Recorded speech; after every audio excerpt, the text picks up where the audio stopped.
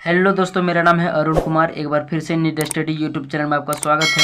जैसा कि मैंने पिछले ही वीडियो में बताया था कि मैं इस चैनल में बीए से संबंधित सारे नोट्स को उपलब्ध करवा दूंगा।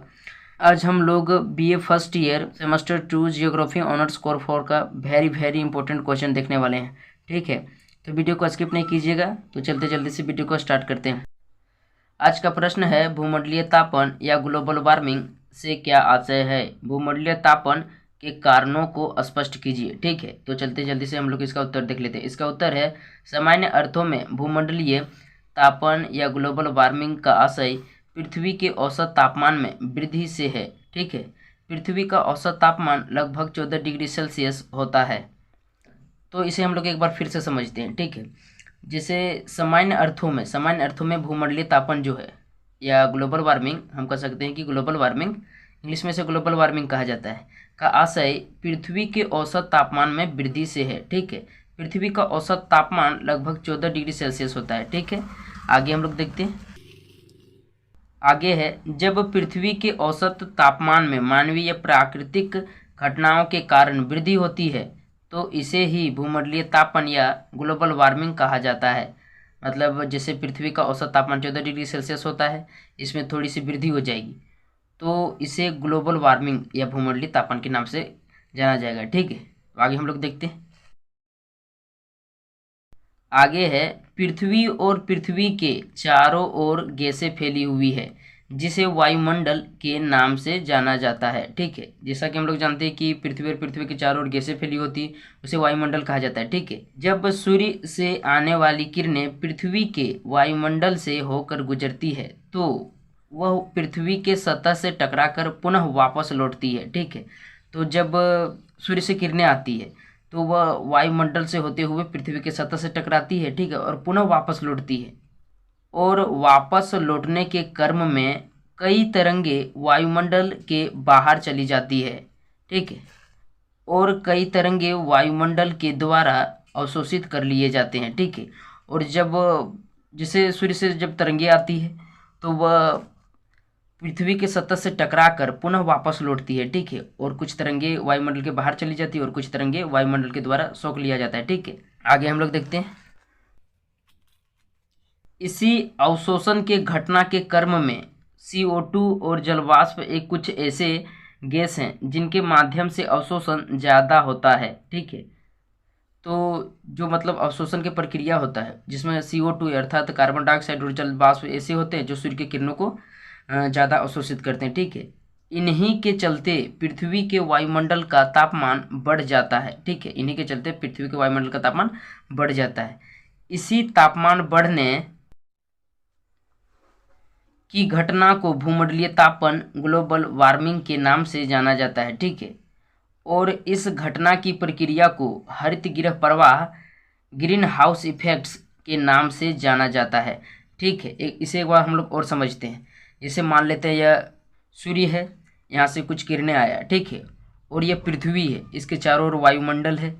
जब सूर्य से किरणें आएगी और पृथ्वी के वायुमंडल को पार करते हुए पृथ्वी के सतह से टकराएगी, ठीक है, तो वह पुनः वापस लौटेगी किरणें, और कुछ किरणें वायुमंडल के बाहर चली जाएगी तथा कुछ किरणें वायुमंडल के द्वारा अवशोषित कर लिया जाएगा। ठीक है, तो इस प्रक्रिया को भूमंडलीय तापन कहा जाता है, अर्थात ग्लोबल वार्मिंग कहा जाता है। ठीक है, और इस प्रक्रिया की पूरी घटना को, जो घटना होती है, इसे हरित गृह प्रवाह के नाम से जाना जाता है। ठीक है, इसमें कार्बन डाइऑक्साइड और जल वाष्प के द्वारा सबसे अधिक अवशोषण, सूर्य के प्रकाश का सबसे अधिक अवशोषण किया जाता है। ठीक है, आगे हम लोग देखते हैं।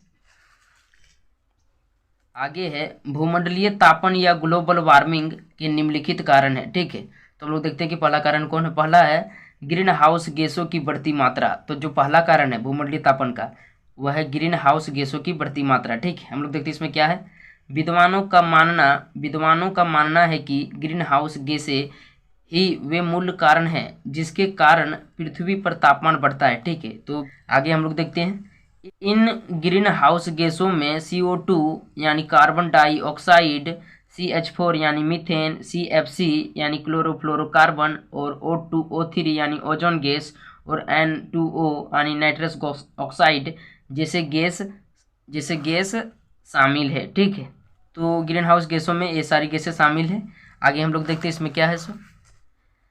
इसमें है आगे इन गैसों के कारण पृथ्वी की दीर्घ तरंगे अंतरिक्ष में नहीं लौट पाती है, ठीक है, जिससे पृथ्वी गर्म होने लगती है और इसकी तापमान बढ़ जाती है, जो भूमंडलीय तापन या ग्लोबल वार्मिंग का एक प्रमुख कारण है, ठीक है।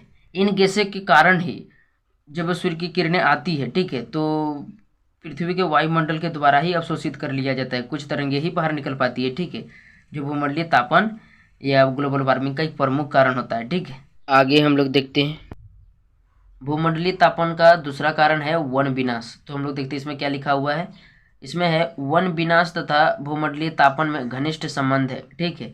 बढ़ती जनसंख्या के कारण मनुष्य अपनी सुख सुविधाओं को बढ़ाने के लिए कई ऐसे काम करने लगा जिससे प्रत्यक्ष और अप्रत्यक्ष रूप से वनस्पतियों तथा प्राणियों का ह्रास होने लगा, ठीक है।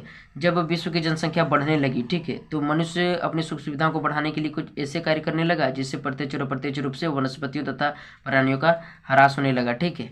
आगे हम लोग देखते हैं। आगे इसमें है मनुष्य खेतों को बढ़ाने के लिए, उद्योगों के स्थापना के लिए तथा विभिन्न प्रकार के निर्माण कार्य करने के लिए वनों का अंधाधुंध कटाई करने लगे, जिससे वनों का विनाश होने लगा तथा वायुमंडल में कार्बन डाइऑक्साइड की मात्रा बढ़ने लगी, जो भूमंडलीय तापन या ग्लोबल वार्मिंग का प्रमुख कारण बन गया, ठीक है। मतलब जब मनुष्य अपने कृषि योग्य भूमि को बढ़ाने लगा, विभिन्न प्रकार के उद्योगों की स्थापना करने लगा, ठीक है, तथा जंगलों की अंधाधुंध कटाई करके विभिन्न प्रकार के निर्माण कार्य करने लगा, ठीक है, तो वनों का विनाश होने लगा और वनों के विनाश होने के कारण वायुमंडल में कार्बन डाइऑक्साइड की मात्रा बढ़ने लगी, ठीक है, जिससे वायुमंडल का तापमान भी बढ़ने लगा, ठीक है, जो भूमंडलीय तापन का एक प्रमुख कारण बन गया, ठीक है। आगे हम लोग देखते हैं भूमंडलीय तापन या ग्लोबल वार्मिंग का तीसरा प्रमुख कारण है ओजोन परत का ह्रास, ठीक है। आगे हम लोग देखते हैं इसमें क्या है। इसमें है मनुष्य अपनी सुख सुविधाओं को बढ़ाने के लिए उद्योगों में कुछ ऐसे पदार्थों का उत्पादन करने लगे जिससे वायुमंडल में क्लोरोफ्लोरोकार्बन की मात्रा बढ़ने लगी, जिससे ओजोन परत का क्षय होने लगा, ठीक है। ओजोन परत क्षय होने के कारण सूर्य के हानिकारक पराबैंगनी किरणों का सीधे वायुमंडल में असर पड़ने लगा, जिससे वायुमंडल की तापमान बढ़ने लगी, ठीक है। जब मनुष्य अपनी सुख सुविधाओं को बढ़ाने के लिए उद्योगों में कुछ ऐसे पदार्थों का निर्माण करने लगा, ठीक है, हम कह सकते हैं फ्रिजों का निर्माण करने लगा, ठीक है, तो उससे वायुमंडल में क्लोरोफ्लोरोकार्बन की मात्रा बढ़ने लगी और क्लोरोफ्लोरो की कार्बन की मात्रा बढ़ने के कारण ओजोन परत का क्षय होने लगा, ठीक है। और ओजोन परत क्षय होने के कारण जो सूर्य के हानिकारक पराबैंगनी है उसका सीधा असर वायुमंडल पर पड़ने लगा, ठीक है, जिससे वायुमंडल का तापमान बढ़ने लगा, ठीक है। अतः हम कह सकते हैं कि ओजोन परत का ह्रास भूमंडलीय तापन का एक प्रमुख कारण है। यदि आपको इस वीडियो का PDF चाहिए तो उसका लिंक मैंने डिस्क्रिप्शन में दे रखा है, आप वहां से जाकर इस वीडियो का PDF डाउनलोड कर सकते हैं। तो वीडियो अच्छा लगा तो एक प्यारा सा लाइक कर दीजिए। साथ ही साथ यदि आपको इसी तरह का वीडियो चाहिए तो चैनल को सब्सक्राइब करना ना भूलें और नोटिफिकेशन को ऑल में प्रेस कर लें, ताकि मैं जब भी वीडियो बनाऊँ तो उसका नोटिफिकेशन सबसे पहले आप तक पहुँच सके। तो मिलते हैं नेक्स्ट वीडियो में। Thanks for watching this video.